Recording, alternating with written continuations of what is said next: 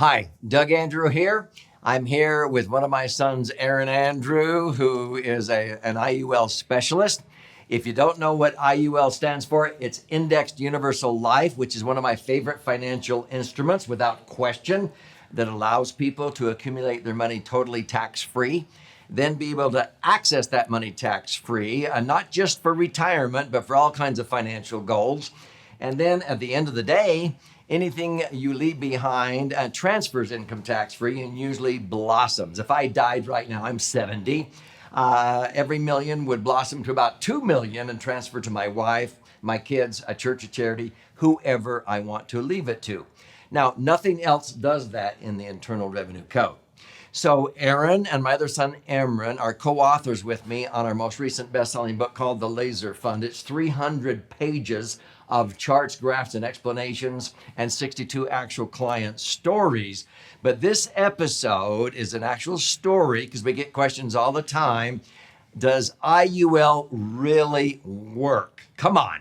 Does it actually perform as well as illustrated when people first engaged and took out an IUL policy? What does it really look like 10 years, 12 years, 14 years down the road?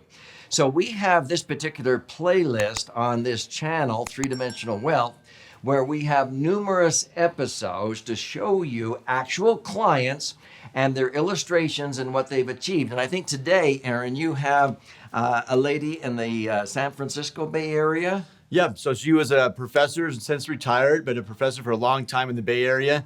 And yeah, her and her husband came to me and wanted to set up an IUL, so we set one of those up for them back in 2008 in September. And we're going to look at it now in 2022, what it looks like. Yeah, so this is going to be awesome to watch what actually happened during the first 14 years of her IUL policy, structured correctly, funded properly. Then it is deemed a laser fund. Laser is an acronym that stands for liquid assets, safely earning returns. I want you to stay with us to the end because I want to gift you a copy of this book absolutely free. So stay with us, and Aaron, take it away. I'm going to be listening very close to what you did for this wonderful lady. Thank you.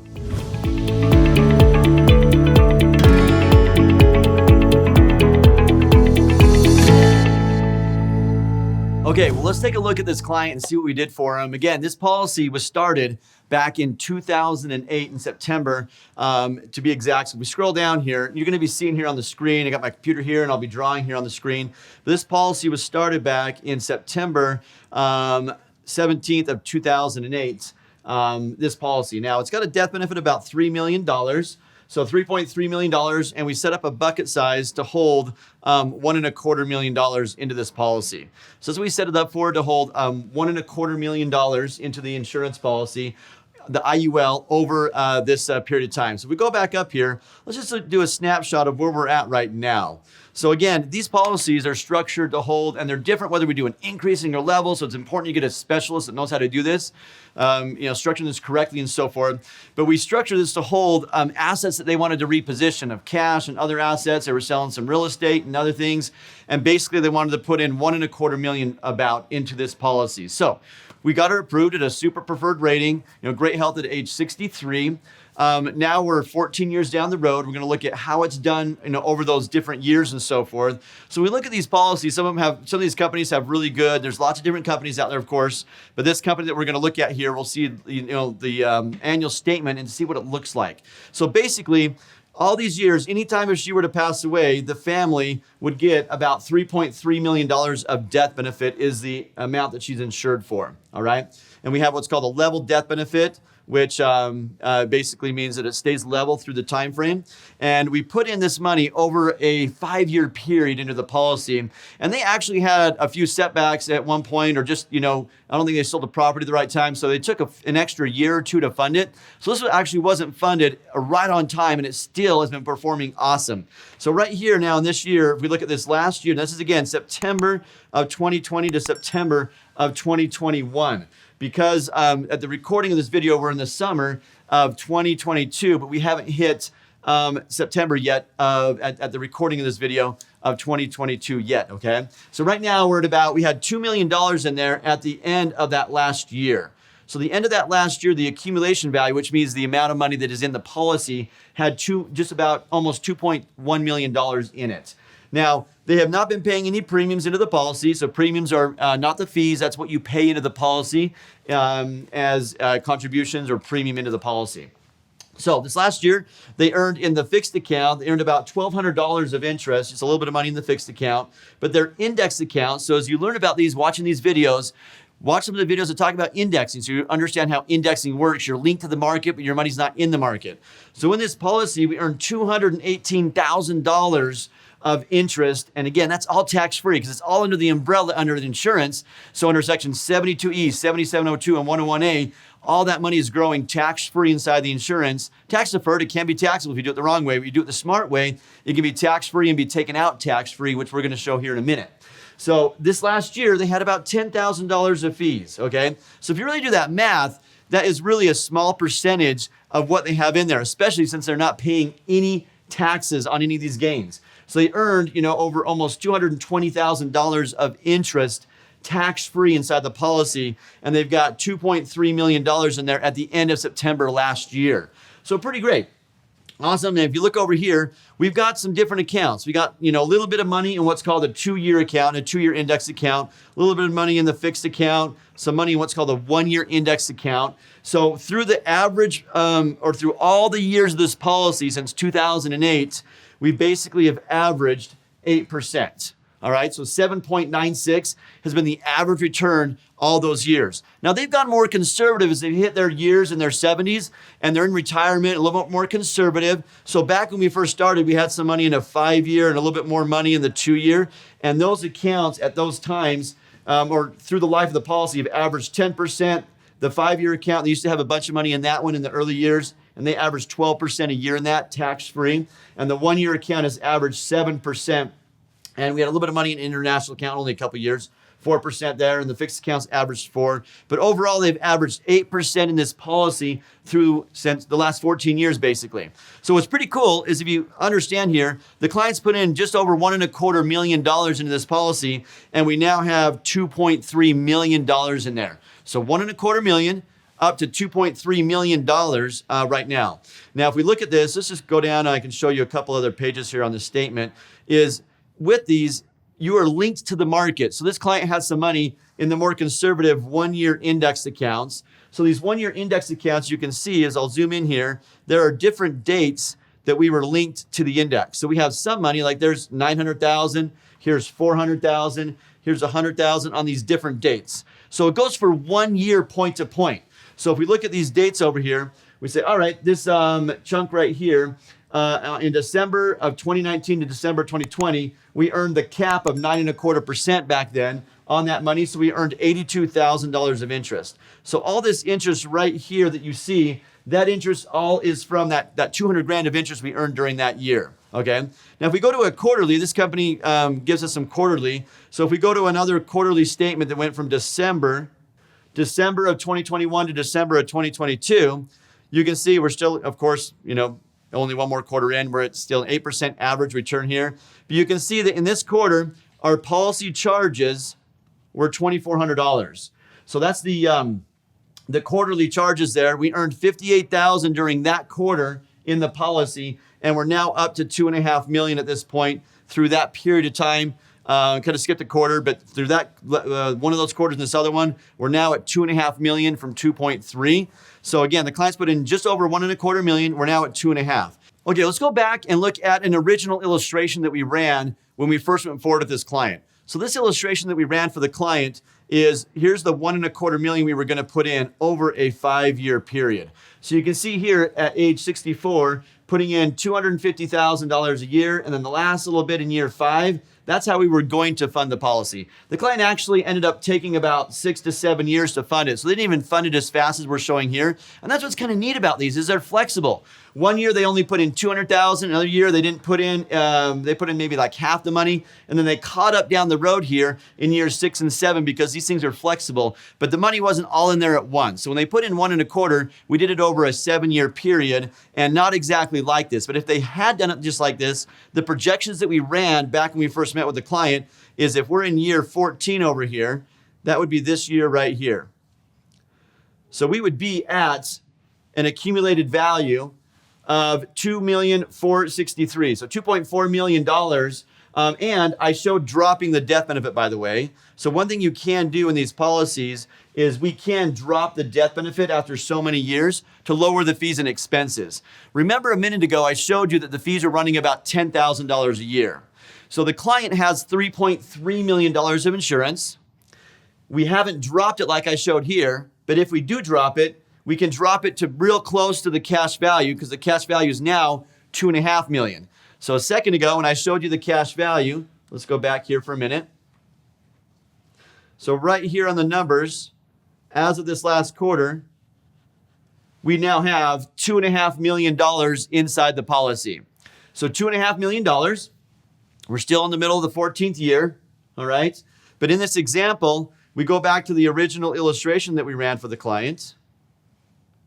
And that 14th year is right there at $2.5 million. So we're ahead of schedule based on this. And the client took a little bit longer to fund it. So they didn't even fund it. If they would have funded it faster, they'd even be, even higher than $2.5 million probably. But right now we're at 2.5, just above what we projected back then in this example. And we haven't reduced the death benefit because the client is kind of sitting there right now and saying this. They're saying, well, this policy is only costing me, look at this last quarter. So this last quarter, we didn't earn much interest. As we scroll over here, we did not earn much interest yet inside this policy this last quarter because the money's in other quarters and the market's gone down. And in this example, our fees are only $2,300 this quarter. They've got $2.5 million in there. The client's like, yeah, I don't want to reduce my death benefit. I'm in my mid 70s now. If I reduce that, I could lower fees a little bit, but that's a small fee for to have it blossom. So if she passed away today, the $2.5 million would blossom to $3.3 million. So one thing to understand as well is the client is only paying for cost of insurance. That's the difference between $2.5 million and $3.3 million. So again, if we reduce the death benefit, that cost would go down to like maybe $300 or $500 a quarter. It would go down to really, really low if we drop that death benefit to maybe like 2.6 or 2.7 million to just above the cash value. But in this example, the client doesn't want to do that because the cost is so cheap in this example. Now let's move forward and look at, so we're ahead of schedule from where we were. Let's now take a look at what if we decide to start taking some income from this.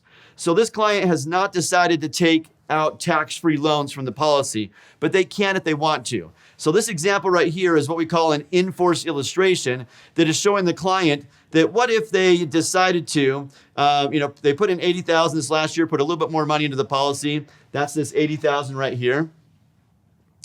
But if they wanted to, they could take out $194,000 a year tax-free all the way to age 100.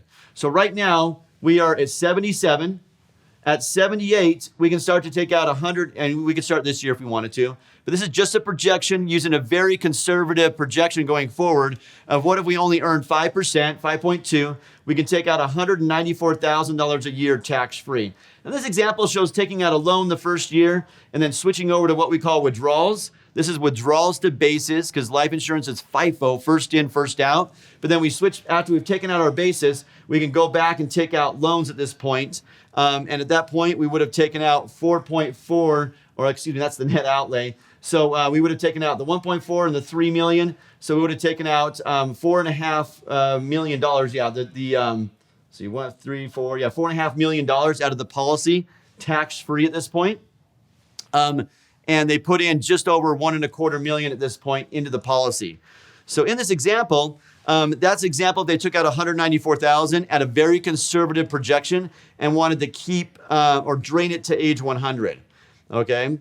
And if we go to the next example, this client has decided they just put in $80,000 this last year. So the client wants to continue to put in money into the policy or premiums, we call it. There's an example of what if they kept putting in $100,000 a year, where our death benefit over here, okay, over here on the right, we put in $100,000 a year, our death benefit is going to eventually increase. So for example, at age 93, let's say they do that for 10 more years or so, we get down here and we've got $7.5 million in the account.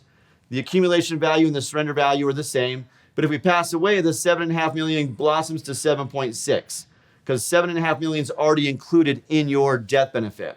So in this example, this is another scenario that the client could do. Another scenario is paying no more premiums and not taking money out. The client hasn't needed the policy for income yet. So they haven't been taking out money. They've had some extra money laying around. So they've been looking at putting some money back, putting more into the policy now. So in this example, it shows putting in $80,000 here. And then in this example, not reducing the death benefit. And the death benefit's going to actually start to go up because the cash value has grown so high at this point. So if we let it sit to age 93, it's got $5.8 million. And this is if we only earn 5.2. Again, the policy has averaged about 8% since they opened the policy 14 years ago. So we don't know what the future is going to do, but right now it could earn, 2 or 3%. Over the next 20 years, it could earn, 10%. We don't know what it's going to earn depending on the index accounts that they choose and so forth. So in this example, you go to age 100 and we'd have about $8.5 million. So it's pretty neat. Just looking at different examples. Here's one more. That what if the client wants to maintain around $2 million and just earning a conservative return, we can take out $150,000 a year and maintain around $2 million by age 100. So there's a neat example as well of taking out $150,000 a year and not paying any more money into the policy and taking out that $150,000 tax-free.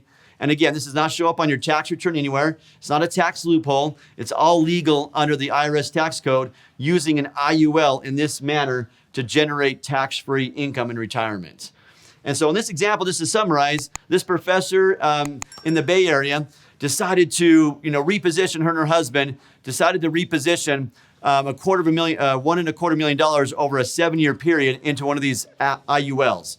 And as they did that, we are just on track with the projections. And now at this point, the client can decide to let it keep growing and leave behind a lot of money to their heirs, or they can decide to start taking out tax-free income anytime that they want to.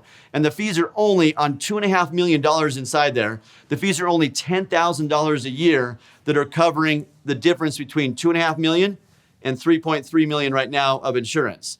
And that insurance cost is going to go down as the account grows and there's less insurance risk. Okay, so it's pretty neat when you look at the details here of how it can perform through time and how this client has looked through the years, where it's on track and we can take income out or we can let it keep growing.